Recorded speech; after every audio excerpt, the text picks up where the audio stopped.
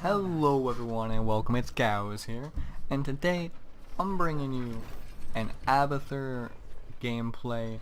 I'm gonna run this out. We're gonna be just talking about Abathur, and I'm gonna be kind of like teaching you a lot about him, and yeah, bringing strats and tacts back. I've been playing a lot of this game recently for one reason or another. I actually got my promos done for ranked. Ended up at that gold 5, so that's pretty good. I was pretty impressed with that. That's where I was placed. So this is a really good example of an Abathur game. That's why I wanted to show it to you guys, and it's because I kind of show you how to be proactive with Abathur. I do make some mistakes, but I will be pointing those out too.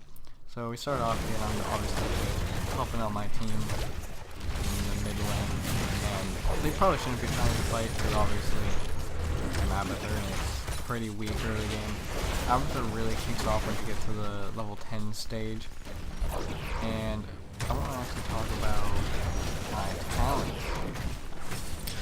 And the talent I took was the survival instinct. So at the beginning of the game, you pretty much have to decide on whether you want to be pushing Abathur, or like the solo push Abathur, or if you want to support your team more with the Q, with the hat.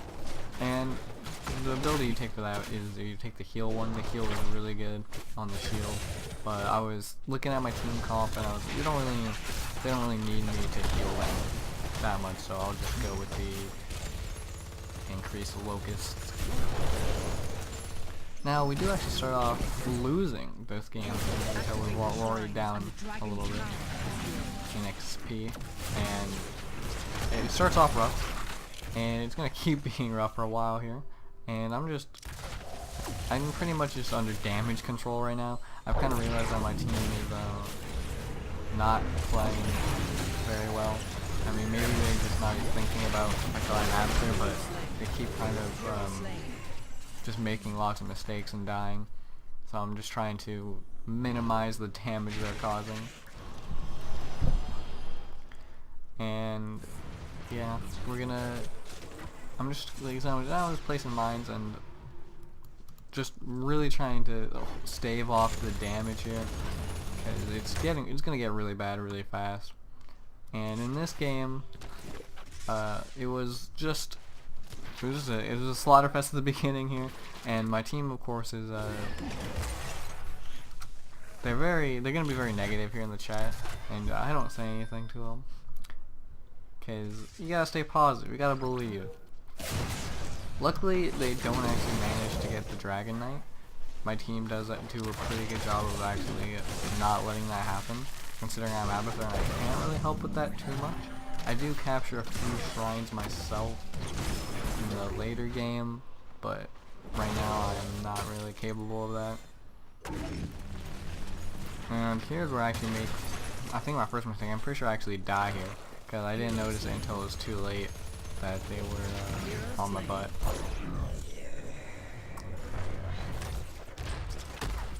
I'm gonna speed this up a little bit through my death, and look at the next talent I take.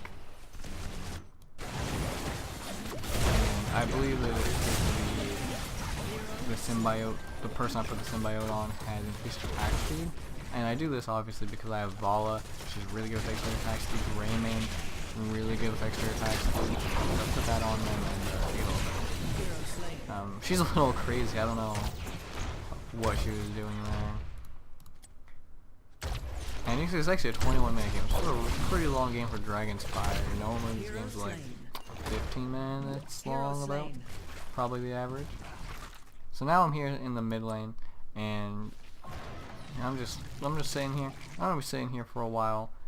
I'm not gonna really do too much crazy stuff until like said level 10. Higher levels than that, I'll go farther out. I'll actually end up around this area of the map later on. So we did get our Dragon Knight here, and like I said, my team is they're raging.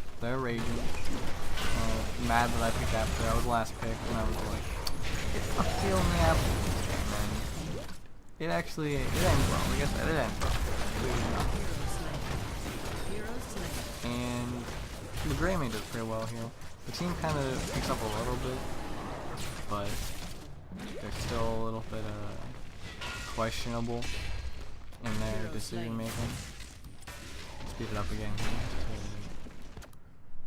because not much is really going on. I kind of like doing it. I was gonna do a live thing with Abathur, but I like doing the replay of Abathur. There's a lot of slow moments when you're playing Abathur. I'm just putting hats on people, and I mean it's pretty straightforward. You know, you just put your hat on someone and shoot stuff.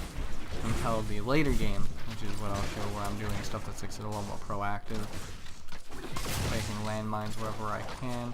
And the next talent I picked up here is the mule. And I did this just to, like I said, I'm trying to stay off the damage, trying to make sure we don't lose like instantly.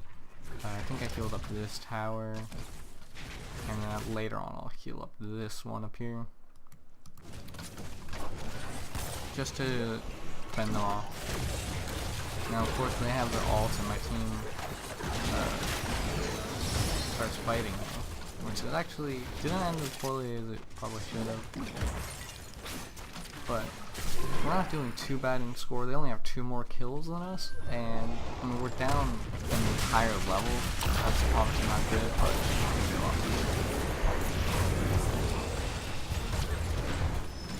I'm again surprised that this fight didn't go worse than it did, considering that they have ults. And I remember I was thinking right at this moment, like, oh gosh, guys, you don't have your ults, come on. But it all goes well. Well, it doesn't necessarily go well, but it doesn't go catastrophic like it probably could have. And yeah, here they're just dying. The shrines of gathering power. But we are about to hit level 10, and this is when the game really starts to turn in our favor, especially with the shrines coming up. Like, we're ready for this, right? So I take the ultimate evolution, and the ultimate evolution is really good with this team because I can copy Vala, and that's one of the best parts, like, for it, period. Like, her, Li Ming, Illidan, those are probably the 3 best. Raymond, I do target him 2 times in this, and also really target. But it's, like I said, those are probably the 3 best of all, the Illidan and the Li Ming, because you do get 20% bonus ability talent. And I actually claimed it here, and I was just fighting alongside. It has a very short cooldown, only 50 seconds, so you definitely want to be casting that ability a lot. And now, like I said, I'm just kind of looking to not to save my teammates here, and it's a lot harder than it should be probably, but it's okay. They make a few good plays every now and then. And what I really about Abathur is, I mean, you might think that like he does rely on his team a lot, and I mean that's kind of the case, but you can definitely do a lot of like solo carrying. And even though he is like kind of all about the team, which makes him a little bit of an interesting case. But I mean, I haven't really done too much. I don't really have that much experience yet. My hero damage, my speed damage is all like pretty mediocre, but it's about to kick up. And you see here, I actually copied the frame. Let's go back and look at that really quick. Let's see if he's talking about something else.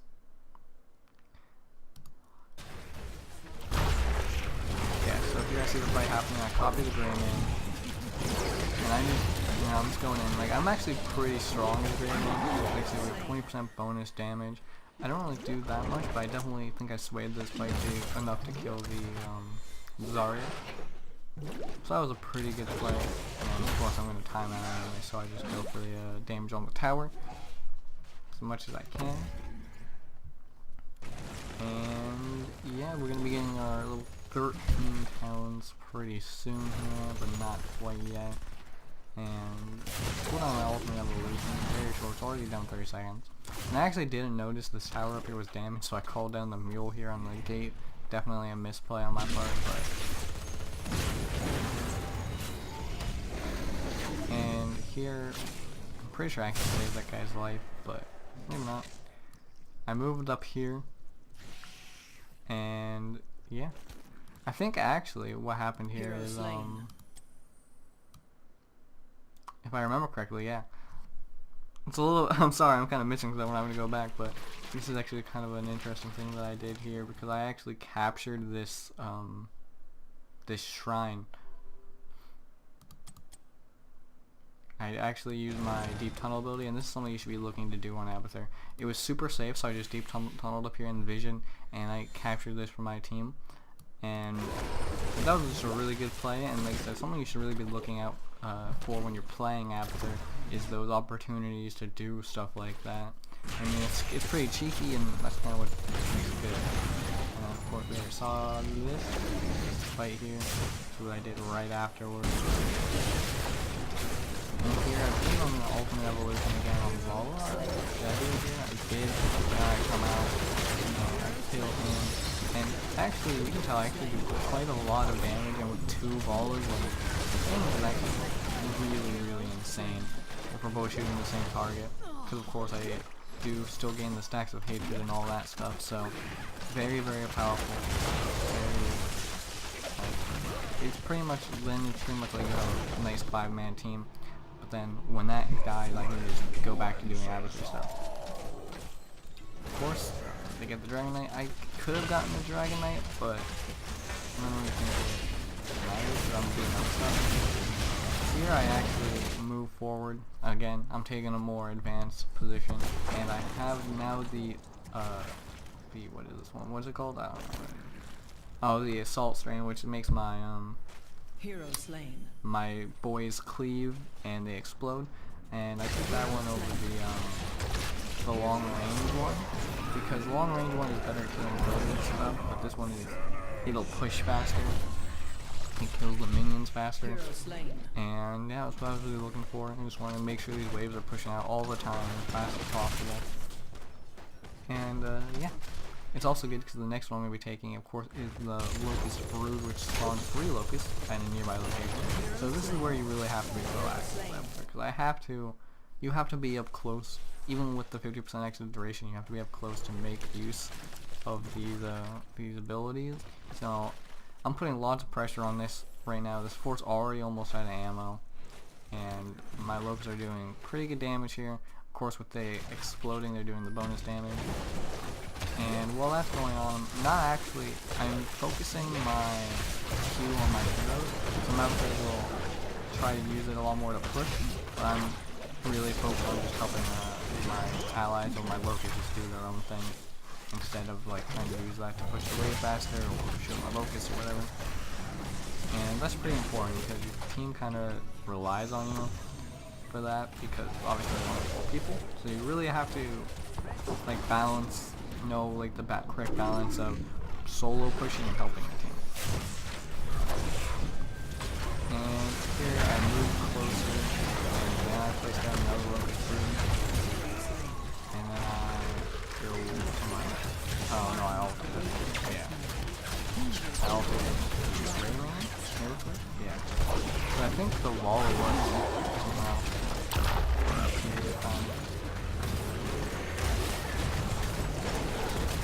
And I did pretty well here. I almost killed the Titans. I was pretty sad that I actually missed that kill, but